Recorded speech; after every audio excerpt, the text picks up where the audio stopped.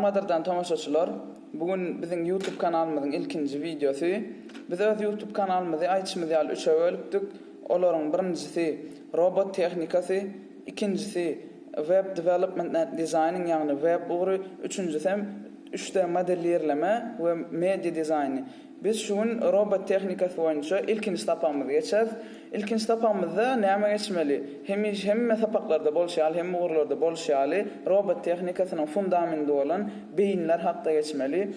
Beýinlerimiziň iň gereklisi bolan Arduino hakda geçäs we bu sapakda size giňişleýän maglumat bereriz.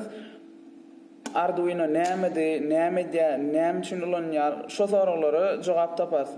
Indi birinji başlanmazda Arduino näme? Arduino bu bir platformalar toplamy bolup, oňa diňe 1, 2, 3 tane platforma däl, bir näçe görnüş platforma ýere olaryň arasynda esasen biziň ulanjaklarymyz Uno, Nano, Mega, Leonardo we Duo ýaly görnüşler bolar.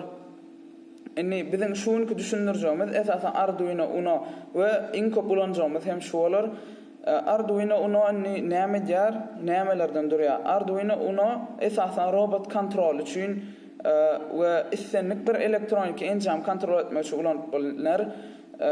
Nämelerden durýar? Birinji durýan zat esasen onuň iň gerekli bolan bölegi beýnisi, ýagny mikroçipi şu taýda ýerleşýär. Soňra oňa kömek edici transistorlar, rezistorlar we soğutucular bar. Ikincimiz 13 tane tok çıkarıcı pinimiz var. Şu taýda görüşüňiz ýaly 13 tanapdyr olar. Olaryň näme diýäni we nähil işleýänini nesip bolsa innik sapaklarymyzda LED, svetoforda ýasanmyzda gowy düşünýärys.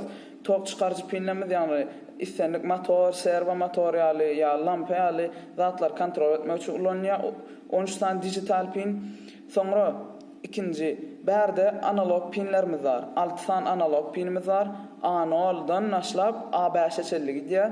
Olarla näme edip bolýar? Olarla esasen sensorlar, ýagny gaz sensorymyz, tok sensorymyz, ona ultrasonik sensorymyz, şolara baglap, şolardan gelýän informasiýany beýnimiz arkaly çöplep bilýär we database görnüşinde ýygnap bilýär.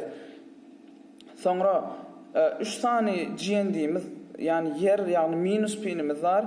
Ganada harplar bilen bellenigi duranlar. 1, 2 we 3 tane. Soňra 2 tane 5 volt pinimiz we 1 tane 3.3 volt pinimiz, ýagny plus pinlerimiz var. Ondan soň Arduino'myzyň ýene-de esasy 2 tane bölüm galy. Olaň birisi kod ýüklenýän ina şu bölümimiz, kabel giriş bölümimiz, kod ýüklep bolýan we ikinji batareýa salynýan bölümimiz. Bärik bolsa biz özümiziň Arduino'myza tok bermek üçin batareýalarymyzy salyp goýarys. We bärden hem kodumyzy ýüklep bilersiz. Gysgaça aýdamyzda Arduino'myz şunýalyk we insan halyny şu taýda reset butonumyz näme diýär? Kodumyzy täze başdan işletip başlaýan meselem bir kod gidip oturan bolsa, şonu täzeden alyp işletip başlaýar. Arduino bilen ýene nämeler edip boljakdygyny aýdalyň. Öýüňizde birde kemçiligiňiz bar. Meselem hem siz awtonom edesiňiz gelýär, hem de şoň üçin gerek boljak iň esas zatlaryň birine Arduino Uno'myz. Olsa ikinci bölümde başlaýan bärde näme aýdyp bilersiz? Arduino Uno siz üçin, umuman Arduino siz üçin peýdaly bolup bilermi? Elbetde bolup biler. Sebäbi köp adam muny intek bilen ok. Robot tehnikasy şu biziň 20-nji asyrymyzda dören zat, täze başlanan bir näme ugur. Şoň üçin robot tehnikasyny şu wagtdan öwren goýdyňyz özüňizde peýdaly bolup biler. Oň üçin näme etmeli? Education Türkmenistanyň robot tehnikasy boýunça düşürýän YouTube videolaryny görmeli. Gaýtjaklarymyz şulardan ibaretdi. Nesip bolsa innik hepdeler, her hepde täze videolarymyz gelip durar. Robot tehnikasy boýunça hem web dizayn boýunça hem gelip durar we 3D modellerleme, ýagny 3D modellerleme boýunça da hem sapaklarymyz gelip durar.